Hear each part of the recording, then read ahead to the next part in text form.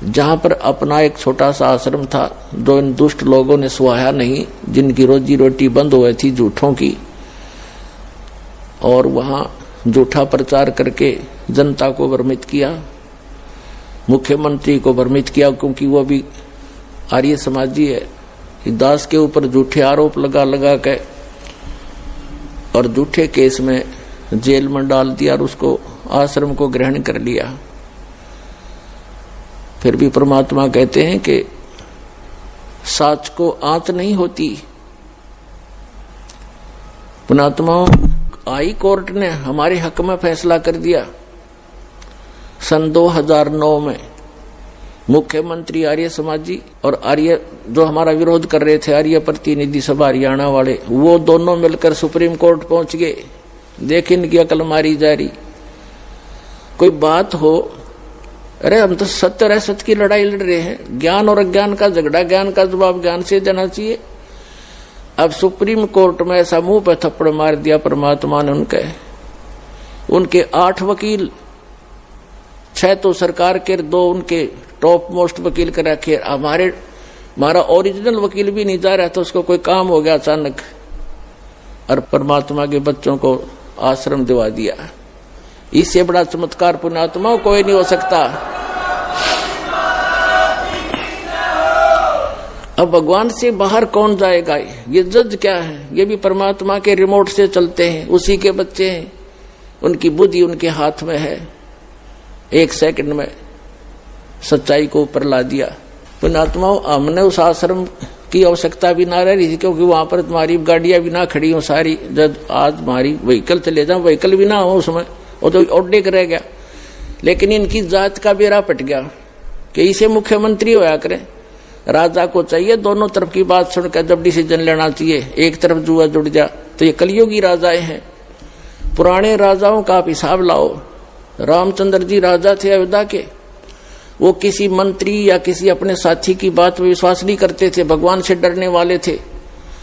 यदि कोई ऐसी जटिल समस्या होती, वो स्वयं वेश बदल कर जाया करते थे और निष्कर्ष निकाल कर निर्णय लिया करते थे।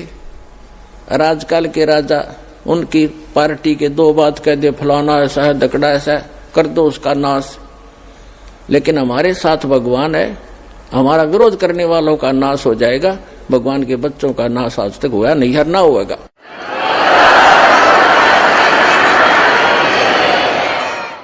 और हम ना किसी का बुरा सोचा और ना सोचते। तो पुण्यात्माओं, ये गंदा लोक है और अब और गंदे विचार हो गए हमारे। भगवान से डर रहा नहीं, और जब तक ज्ञान नहीं होगा अध्यात्म, तो भगवान से डरना छोड़ देता आदमी, और तभी मार खाता है। और ज्ञान होगा फिर, जैसे बच्चा छोटा सा होता है, वो कोई तार नीचे गिर गया हो लूज हो के, और वहां से कोई स्पार्क को ज्वाइंट हो, उसका स्पार्किंग हो रही है, उसको आतिशबाजी जानकर उसको भी पकड़ लेता है छोटा बच्चा और मर जाता है। जब वो बच्चा सियाना होता है, उसका दिमाग सही काम करता है, तो फिर वो डर बताते हैं उसको कि इसमें बिजली हाथ मत लगाना। फिर वो बच्चा औरों को भी बचाता है कि इसके निकट ना जाना, स्पार्क है, बिजली है, इसमें मर जाएगा। आप भी बचाएगा, औरों को बचाएगा। तो इसी प्रकार जैसे कोई बच्चा कोई बोतल रखी है जिसमें विष हो, और वो लगा के मुंह को पी लेता, उसको पता ही नहीं, मर जाता है। तो पुण्यात्मा, जब उस बालक को ज्ञान होगा, बड़ा हो जाएगा, उसको लिखा है विष है, तो वो आप भी नहीं हाथ लाओ और दूसरों को भी निलाने देगा कि इसके हाथ ना लगाना, इसमें जहर है। तो पुण्यात्मा, जो गलतियां आज हम कर रहे हैं, हम तत्व ज्ञान अध्यात्म ज्ञान की कमी के कारण वो विष पान कर रहे हैं, स्पार्क वाला तार पकड़ रहे हैं, रिश्वत लेकर और चोरी करके, जारी करके, मिलावट करके, और एक दूसरे को अपनी ताकत का दुरुपयोग करके सता के हम विष पान कर रहे हैं। और जब ज्ञान होगा, हाथ भी नहीं लावेंगे, चाहे कुछ भी हो, भूखे मर लेंगे पर बुराई नहीं कर सकते। जैसे कर का जहर का रंग होरी हो, कहो कौन तिस खावे राम रंग होरी हो। कोई सत्संग मिला है तो सबसे पहले मालिक ने हमारे को शिक्षा देनी पड़ी और इस शिक्षा के बिना हम भगवान को पहचान नहीं सके थे। उनको मालूम था कि ये खूब बिगड़ेंगे, शिक्षा होते ही ये खूब अवाम उड़ेंगे, वैज्ञानिक पाक गए हैं, बना के परमात्मा गॉड गिवन मटेरियल पर अनुसंधान करके ये भगवान से दूर करने लग गए। आप भी होने लगे। कहीं भगवान नहीं है, एक विश्व नियम है, एक एलिमेंट खोज लिया है, उससे सब कुछ बनता है। वो एलिमेंट किसने बनाया? इन वैज्ञानिकों ने बना दिया। परमात्मा के मटेरियल के ऊपर बकवाद करते हैं। अगर 2 वर्ष वर्षा ना हुआ ना, ये वैज्ञानिक भी इनके सारे इंस्ट्रूमेंट अड़क पड़े जड़े, जंग लाग जाए इनके अंदर। भगवान के रहम को भुला दिया।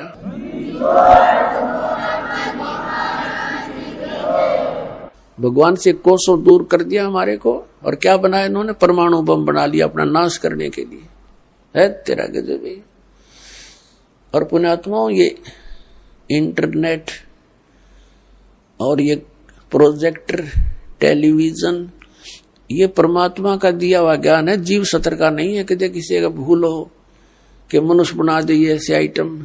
परमात्मा कबीर जी ने उनको बुद्धि देकर के बनवाया है। और किस लिए? आज के दिन के लिए, इस समय के लिए, कि एक जगह मेरा ज्ञान चला करेगा, करोड़ों बच्चे मेरे एक टाइम पर सुना करेंगे और प्रत्यक्ष प्रमाण देखा करेंगे। प्रोजेक्टर बनवा दिए, दास यहां दिखाता, आप वहां बैठे प्रमाण देख रहे हैं, टीवी के ऊपर देख रहे हैं, घर घर बैठा परमात्मा संदेश भेज रहा है। मालिक को मालूम था, क्योंकि काल ने कहा था, परमात्मा कबीर जी से प्रार्थना की थी, चापलूसी करके के 3 युगों में जीव कम ले जाना, और 4था युग जब कलयुग आवे, तब तब शरण जीव बहु जावे। ऐसा वचन हर मोय दीजे, तब तुम गमन संसार ही कीजे। परमात्मा के चरण पकड़ के वचनबद्ध कर लिया था कि 3 युगों में जीव वापस कम ले जाना, और 4था युग जब कलयुग आवे, तब तब शरण जीव बहु जावे। फिर वैसे गणे कितने ले जिए 4थे युग में? तो परमात्मा ने कहा था ठीक है, मैं वचनबद्ध हुआ और 4थे युग कलयुग में जीव ले जाऊंगा। तब एकदम जब देख लिया ना वचनबद्ध हो गए, उसी समय आंखें पलट ली भस्मासुर की तरह, और कहने लगा, बेशक कलयुग में तुम आ जाना, कलयुग में ऐसे कर दूंगा इन प्राणियों को कि ये भक्ति योग्य नहीं रहेंगे, इनके इतने मलिन आत्मा कर दूंगा, और मंदिर, मस्जिद और छोटी तीर्थों पर इनके ऊपर, धामों के ऊपर आश्रित कर दूंगा, और देवी देवताओं की पूजा पर इनको आरूढ़ कर दूंगा। आपकी कोई भी बात नहीं सुनेगा, और आ जाना बेशक। बेशक कहा था, जोग जीत जाओ संसारा, जीव न माने कहा तुम्हारा, जीव तुम्हारा कहा न माने, हमारी ओढ़ हो बाद बखाने। ऐसे उल्टे पाठ पढ़वा दूंगा अपने नकली दूत बेच के, कि तुम्हारे साथ तुम्हारे ही बच्चे वाद विवाद क्या करेंगे मेरी और मेरा पक्ष में हो करके। जैसे परमात्मा 600 वर्ष पहले आए थे, उस समय वो क्यों आए थे? इसलिए आए थे कि इस कलयुग में वो मेरे बच्चे मुझे पहचान लेंगे। वो लीला करके चले गए जो भगवान किया करता है। अब उस भगवान के पहचानने में हमें बहुत आसानी हो गई है। यदि 600 वर्ष पहले परमात्मा ना आते तो हम कैसे पहचानते परमात्मा कौन है? भगवान जो लीला किया करते हैं वो प्रत्येक युग में ऐसी ही करते हैं, और उन लीलाओं का प्रमाण हमारे सदग्रंथों में मिलता है। पवित्र 4 वेदों में परमेश्वर की वो महिमा का गुणगान है जो भगवान किया करता है। तो वो लीलाएं किसने की? वो 600 वर्ष पहले बनारस में, काशी शहर में, भारतवर्ष के इस पावन धरती पर आए थे। दुल्हा रूप में, धानक रूप में रहे थे 120 वर्ष। वो कबीर परमात्मा, उन्होंने वो लीलाएं की हैं जो वेदों में प्रमाण है जिनका। तो who is God? Kabir is God. परमात्मा कौन है? कबीर साहब परमात्मा है। और परमेश्वर ने 600 वर्ष पहले कहा था वेद मेरा भेद है, मैं ना वेदन के माही, और जौन वेद से मैं मिलूं ये वेद जानते नहीं। परमात्मा ने कहा था कि ये चारों वेद मेरा ही भेद यानी मेरी महिमा का गुणगान ही कर रहे हैं, लेकिन इन 4 वेदों में वर्णित विधि से मेरी प्राप्ति नहीं हो सकती, सतलोक प्राप्ति नहीं हो सकती, अमरलोक प्राप्ति नहीं हो सकती। इनमें पूजा की विधि नहीं है वो जो सतलोक जा सके हम। तो उसकी पूर्ति करने के लिए परमात्मा स्वयं आते हैं प्रत्येक युग में और अपने मुख कमल से वाणी बोलते हैं।